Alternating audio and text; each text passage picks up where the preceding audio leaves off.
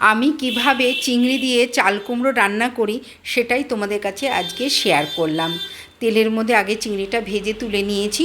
ওই তেলের মধ্যে দিয়ে দিলাম তেজপাতা, গোটা শুকনো লঙ্কা, আর একটু দেব জিরে, আর সামান্য মেথি দেব। মেথিতে সেন্টটা খুব সুন্দর, জানো তো। মেথি দেখবে খুব খেতে হয়তো তেতো, কিন্তু কোনো তরকারিতে যদি দেওয়া যায় না, সেন্টটা খুব সুন্দর হয়।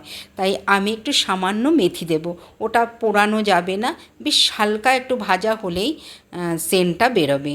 যেই ভাজার গন্ধ বেরোবে মশলার, তখন আমি দিয়ে দেব একটু জিরের গুঁড়ো ওই তেলের মধ্যে। যেহেতু লাউ থেকে জল বেরোয় তাই জল দিলাম না, শুকনোই দিলাম।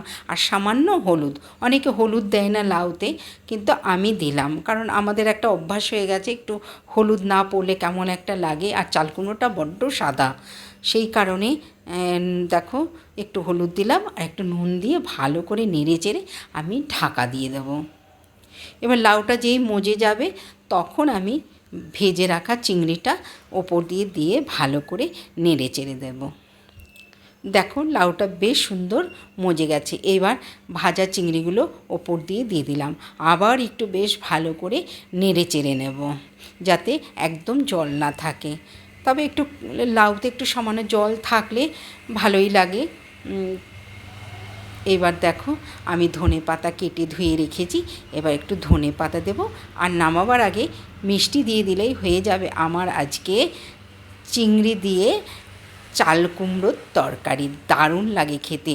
তোমরা কারা কারা এইভাবে রান্না করো কমেন্ট করে জানিও। আমার তো ভীষণ ভালো লাগে,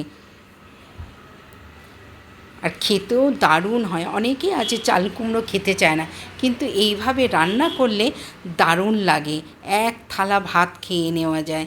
তো তোমাদের যদি রেসিপিটা ভালো লাগে, বাড়িতে একটু করে দেখতে পারো। আজকের মতো আসি।